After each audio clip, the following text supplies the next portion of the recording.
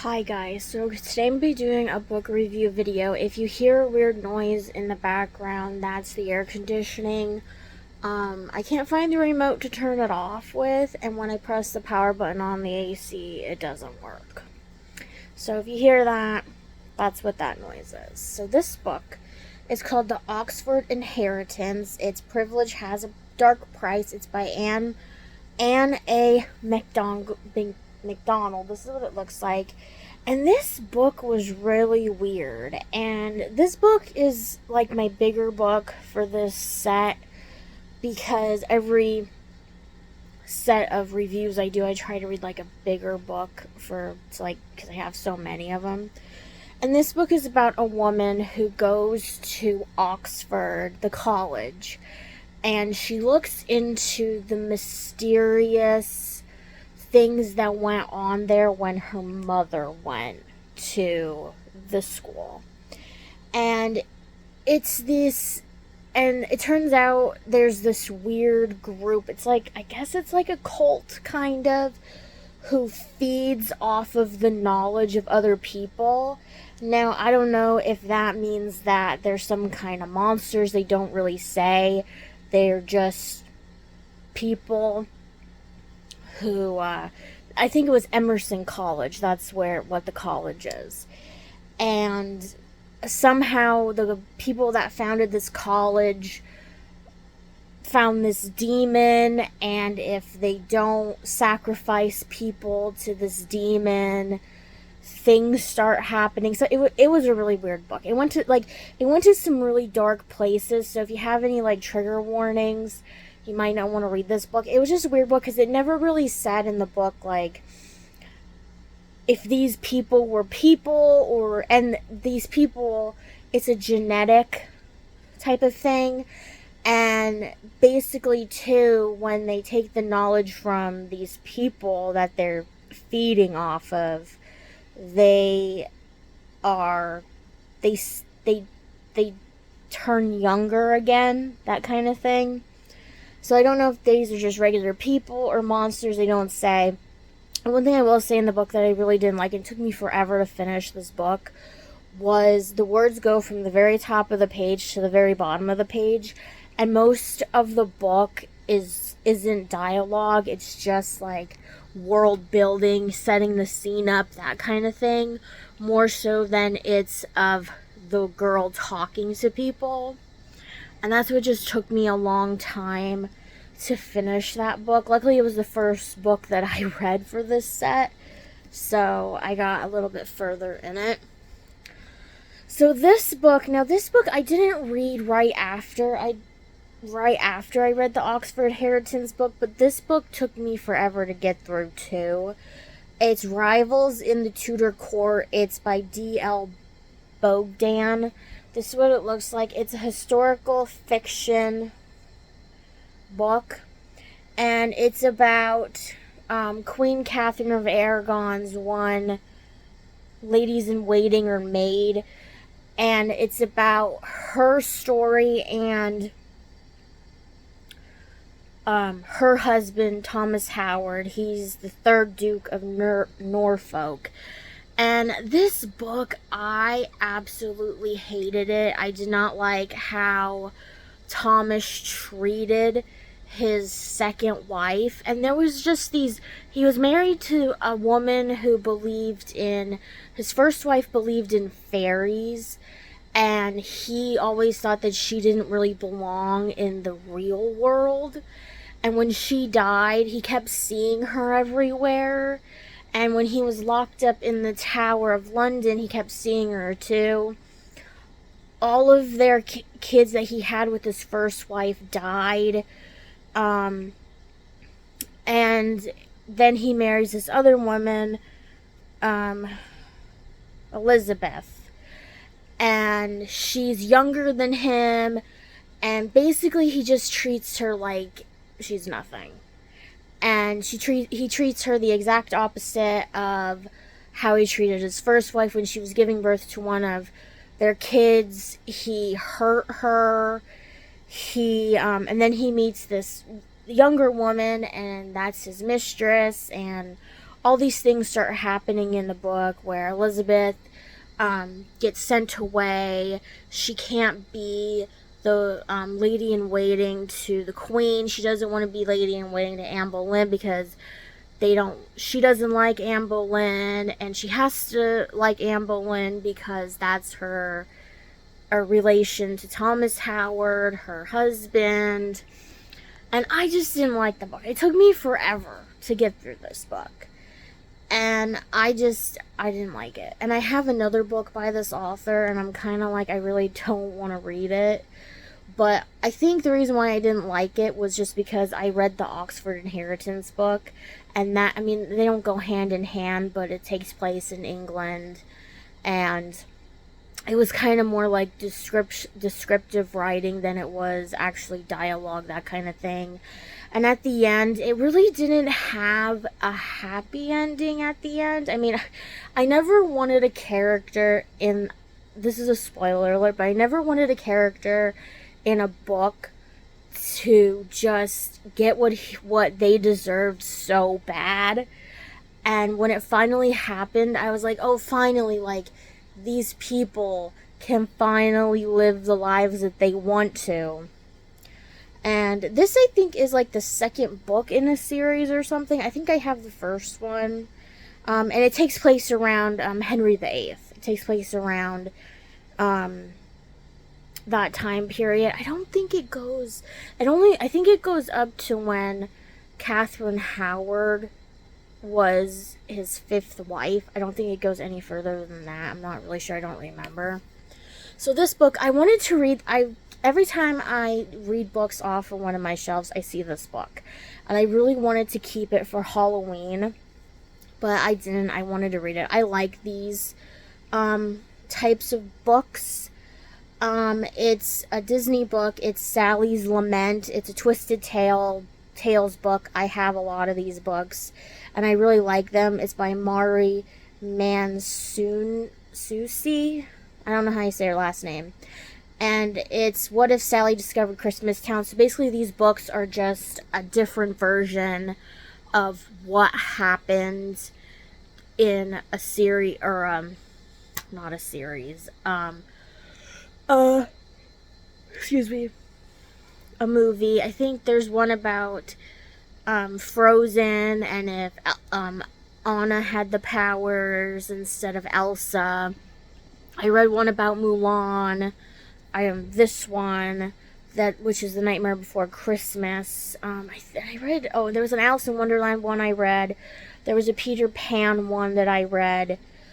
Basically, this book now, I never really watched, and I never really liked Nightmare Before Christmas. I knew about it, I knew the premise of it, but every time that I would watch it on TV, or if I found it on TV, it was always on the same part in the movie every single time.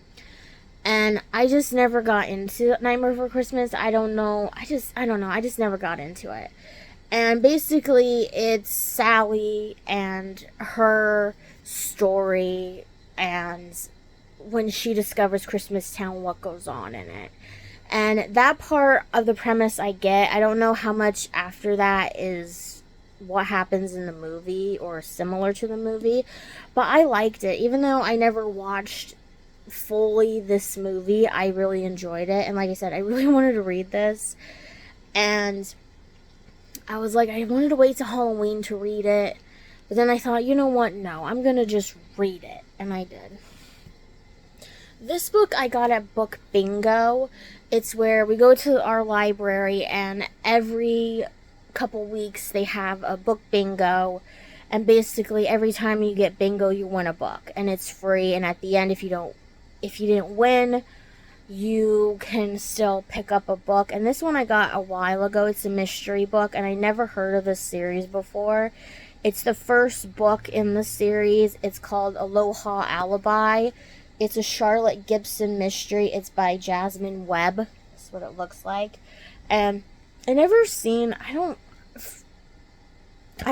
excuse me, a book that was like so colorful and vibrant for a mystery book before. So basically it's about Charlotte / Charlie. She goes by Charlie.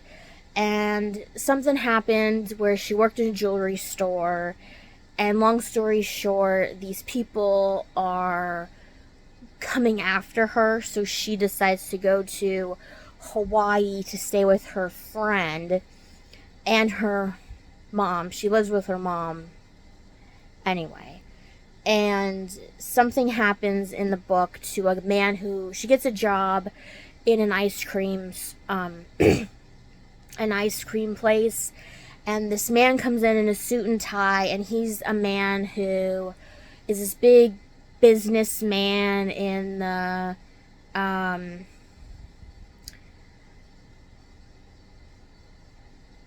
in real estate, I guess, and he wants to turn this park that all these people have grown up using, and their kids go there, all this stuff, into some kind of this big resort. And she doesn't know that at the time. And here he comes into the ice cream store. She helps him get a cab, and when she's coming back to her mother's house, she sees this accident. Here it was this man. So she tries to find out who did it and why, because there's a reward out. And if she gets this reward, she can finally find a place of her own. She doesn't have to stay with her overbearing mother, that kind of thing. And her mother is a really, she's a really funny character in this book. She's more like cringe-worthy than anything. And I really liked it. I think, one or two more of these books. I don't know, but they're not in order, because there was like 3 of them there when I got this one, but I got the first one and somebody else got the other ones. And she ends up getting involved with these 2 older women, and there's a backstory to one of these older women that you find out later in the book, like towards the very end of the book, and I really liked it. It kind of reminds me of the Meg Laszlo books a little bit. It gives me those kind of vibes. So, this book is called Need Me. It's a Broken Beautiful novel. I guess it's a series. Maybe like 3 books in a series, and it's by Tessa Bailey. Now, if you know me, this is what it looks like. I don't really like Tessa Bailey books anymore. I have maybe 1 or 2 left. This is about a woman, and at first in the beginning, I thought it was like the high school trope of when you like one of your teachers and you obsess over them, that kind of thing, or you have a crush on them. But this is about a woman who, she's in college, and she's going there to become, I think, something in the medical field, I think. And she's taking his class, his English literature class. And she has a crush on her professor. And basically, she's like the small town, poor girl who her parents gave everything for her to go to this college, because she's going to an expensive college in New York. And he's like the rich man, basically, which I feel like most of her books are like that, where one of them's poor and the other one's rich. It does, like, vice versa. And these books center around the main character's friends. And basically, I mean, there is smut in it. And I don't know, it's just like, it went from like 0 to 60 in a matter of like 2 or 3 chapters, where he can't like a student because that's not right, that kind of thing. And they get off where he doesn't like her, and she's trying to come off as like the sexy little student that she is, that kind of thing. And long story short, she has to go back home to the farm, and things end up happening where he finally realizes he has feelings for her, and he's going to this farm to try to win her heart back, all this stuff. Things happen in the book where she can't go back to the school for a certain reason, and she hates him, and he goes back to fix everything, that kind of thing. I don't know. I didn't vibe with this book. It was a shorter book by Tessa Bailey, but it just seems like, again, it's full of more the smut than it is anything else, and there's no real storyline in the book until she finally goes back to her hometown to deal with what happened there. This is my last book. Last but not least, it's Scythe and Sparrow. It's the last book in the Ruinous Love trilogy. It's by Brynne Weaver. This is what it looks like. This book, and I don't know if you say his name like this or not, but it's about Finn, Fionn. I don't know if that's how you say his name, because they all have, like, Irish names, the guys, and his woman, Rose. And most of I will say it's in parts, where the beginning of the book is like how they met. So it's kind of like their romance was the one that lasted the longest and was in both of the previous books. So this is how they met each other. And she basically doesn't like, because she came from, I guess, a family that was like that, where the dad abused the woman in the relationship. So her trope, I guess, is getting rid of the men who are abusing these women in their relationships. And she goes to this guy's farm and she tries to get rid of him, and she ends up at Finn's clinic, and she ends up living with him. And then the next part of the book is kind of like where it all starts to settle in from the previous books. So then Sloane and Rowan come into play, and then the next part of the book, Lachlan, I think, and Lark, they come into play. And then finally, once those storylines culminate together, then it goes back to it finishes with Rose and Finn's storyline. And I liked it. There was a little surprise at the end of the book. I think it was like in the second epilogue. And it does say, in all the books, like I say, they do have trigger warnings in the book, so that way you know what's going to come up. This one really, this one was the first book was gory. The second book had the least amount of gore in it, I would say. And this book is like in between kind of thing. And what happens is this man that Finn's brothers work with comes to help him clean up a mess in a haunted house. Because she is like she's in the circus. She does like tarot card stuff. She does these kind of like daredevil tricks, and he's a doctor. And she's at this fear fair thing where she gets revenge on this man that she was trying to get revenge on before in the book, to get rid of him. And Finn calls this man to come in, and he basically cleans up, so that way nobody knows that Finn and Rose was there. And he offers Finn a job, and he can't say no. He has to take it. And he goes away for a couple, like, X amount of months, I think like 7 or 8 months, to Croatia to be a plastic surgeon, even though he doesn't know anything about doing plastic surgery. He has to learn on the fly. And every day that he's gone, it's either that or every couple weeks, he sends her a letter. And he can't tell her, where he's at or what he's doing, that type of thing. But he sends her a tarot card. And he explains how this tarot card represents them or their lives together, that kind of thing. And I really liked it. It was a thicker book than the other ones, I will say. But all in all, this one was the one that took me the least amount of time to read. I think it was just like I just wanted to I didn't want to put it down all the time. And she's the Sparrow, and it's because the ringleader guy of the circus calls her his little sparrow for some reason. In Spanish, he calls her that.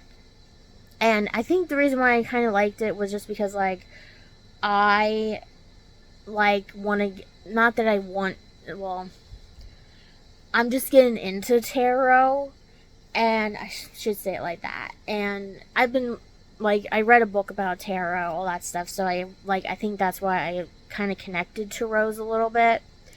So that was my book review video for this month. Hope you guys have a wonderful day, and I'll see you guys next time with another video.